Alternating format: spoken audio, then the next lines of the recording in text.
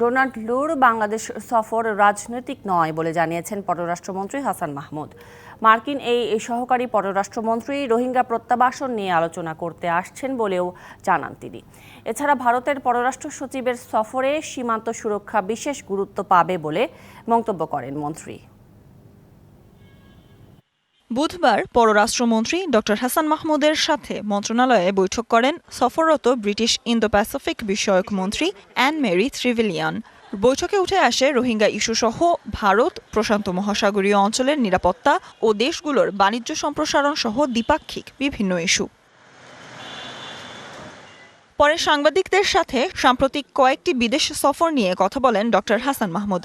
জানান, ওআইসি সম্মেলনে রোহিঙ্গা গণহত্যা মামলায় সহযোগিতার পাশাপাশি বাণিজ্য সম্প্রসারণ নিয়েও আলোচনা হয়েছে। ঢালাইয়ে দৃঢ়তা, নির্মাণে নিশ্চয়তা, প্রিমিয়ার সিমেন্ট, ঢালাইয়ের রাজা। গাম্বিয়া মামলা করেছে, সেটি জন্য গাম্বিয়াকে ধন্যবাদ জানিয়েছি। পররাষ্ট্রমন্ত্রী জানান, দ্বাদশ জাতীয় সংসদ নির্বাচনের পর মার্কিন পররাষ্ট্র দপ্তরের পক্ষ থেকে উচ্চ পর্যায়ের প্রথম সফরে 14ই মে ঢাকা আসছেন সহকারী পররাষ্ট্রমন্ত্রী ডোনাল্ড লু। তার সাথে আলোচনায় আঞ্চলিক ও বৈশ্বিক নিরাপত্তা, জলবায়ু পরিবর্তনের অভিঘাতের পাশাপাশি গুরুত্ব পাবে রোহিঙ্গা শরণার্থী ইস্যু। ডোনাল্ড মূলত আসছেন রোহিঙ্গা ক্রাইসিস নিয়ে আলাপ আলোচনা করার জন্য, এবং এই ক্ষেত্রে আমাদের যে সহযোগিতা সেটি নিয়ে আলাপ আলোচনা করা এবং অন্যান্য বিষয়গুলো নিশ্চয়ই আলোচনায় আসবে। ফিলিস্তিনি ইস্যুতে শিক্ষার্থীদের আন্দোলন প্রসঙ্গে যুক্তরাষ্ট্রের অবস্থান নিয়ে প্রশ্ন তোলেন মন্ত্রী।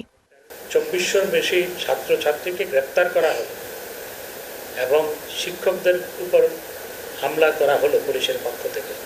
এই নিয়ে তাদের বক্তব্য কি সেটি জানার প্রচন্ড আগ্রহ। এছাড়া সীমান্তে বেসামরিক মানুষ হত্যা কোনোভাবেই গ্রহণযোগ্য নয় বলে মন্তব্য করে মন্ত্রী বলেন, তা বন্ধ করতে একযোগে কাজ করছে ঢাকা, দিল্লি। বৃহস্পতিবার ভারতের পররাষ্ট্র সচিবের সাথে এ নিয়ে আলোচনা হবে। সীমান্তে যারা প্রহরী, দুই পক্ষে যারা আছে, তারা যাতে কোনো ক্ষেত্রেই এমন বল প্রয়োগ না করে যাতে জীবনহানি ঘটে, সেটির জন্য আমরা রেগুলার কনসালটেশনের মধ্যে আছি।